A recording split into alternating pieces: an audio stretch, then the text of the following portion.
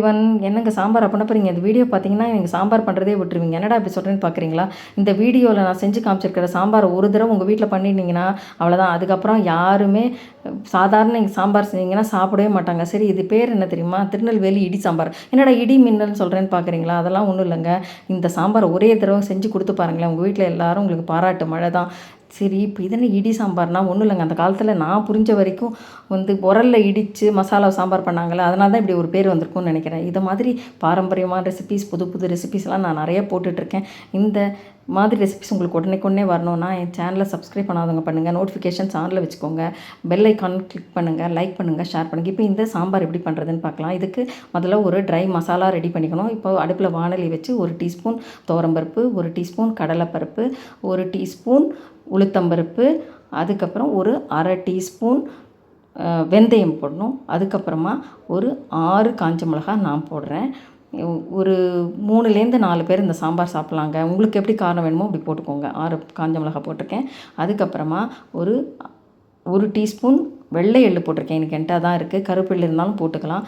அதுக்கப்புறமா 1 table spoon தனியா, அதுக்கப்புறம் ஒரு 1/2 டீஸ்பூன் மிளகு, 1/4 டீஸ்பூன் ஜீரகம். இவ்வளோ தாங்க.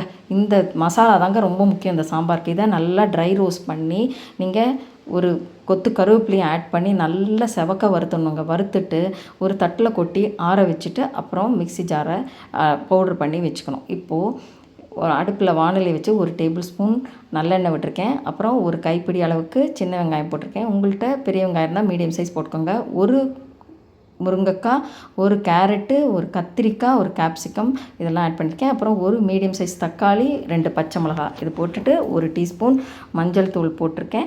அப்புறம் 1.5 டீஸ்பூன் உப்பு போட்டு இதை நல்லா பிரட்டி விடணும். உங்களுக்கு வேறு என்ன காய் வேணாலும் ஆட் பண்ணிக்கலாம். இது என்னோடய சாய்ஸ், நான் பண்ணியிருக்கேன். அப்புறம் இதுக்கு தேவையான அளவுக்கு ஜலம் விட்டு இதை நல்லா வேக வைக்க போகிறோம் மூடி போட்டு.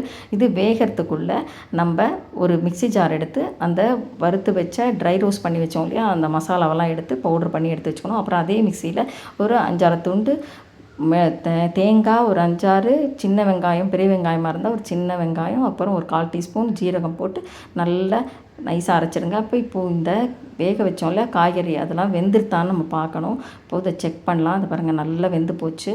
இப்போ நம்ம ஒரு லெமன் சைஸ் புளியை நான் கரைச்சி வச்சுருக்கேன். அதை விட்டு நல்லா கொதிக்க வைக்க போகிறேன். ஏன்னா அந்த புளியோட பச்சை வாசனை போகணும். இந்த மாதிரி நல்லா கொதித்து வரணும். இப்போ நல்லா கொதிச்சுடுத்து இப்போ நம்ம அந்த பொடி பண்ணி வச்ச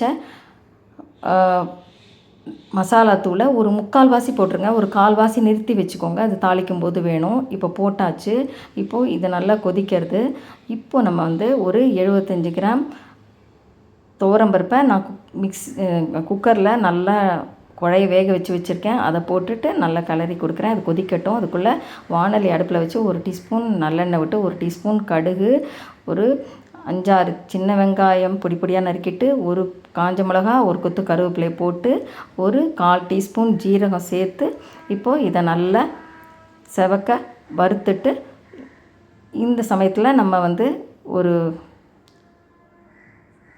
1/4 டீஸ்பூன் பெருங்காயத்தூளும் அந்த மசாலா பவுடரையும் போட்டு நல்லா பிரட்டி எடுத்து ஒரு தட்டில் வச்சுட்டுருங்க. இப்போது இந்த குழம்பு நல்லா கொதிச்செடுத்து இந்த சமயத்தில் நம்ம அந்த தேங்காய் வெங்காயம்லாம் அரைச்சோம் இல்லையா, அதை போட்டு ஒரே ஒரு கொதி விட்டு அணைச்சிருங்க. அணைச்சிட்டு இந்த தாளிச்சுக்கு வச்சதை அதில் போட்டுட்டு ஒரு தட்டு போட்டு நல்லா மூடி வச்சுருங்க. மூடி வச்சுட்டு அப்புறம் பார்த்திங்கன்னா அது அவ்வளோ வாசனையாக இருக்கும். திறந்து பார்த்திங்கன்னா இப்போ பாருங்கள் அப்படியே கமகமன்னு மணக்கிறது இந்த சாம்பார். இந்த சாம்பாரை நீங்கள் ஒரு தடவை செஞ்சிங்கன்னா போகிறோங்க, திருப்பி எல்லோரும் இதையே செய்ய சொல்லி கேட்பாங்க. கட்டாயம் இந்த சாம்பாரை எல்லோரும் ட்ரை பண்ணி பாருங்கள். இந்த ரெசிபி உங்கள் எல்லாருக்கும் கட்டாயம் பிடிக்கும்னு நினைக்கிறேன். இந்த ரெசிபி பிடிச்சிருந்தா லைக் பண்ணுங்கள், ஷேர் பண்ணுங்கள், சப்ஸ்கிரைப் பண்ணுங்கள். Happy cooking.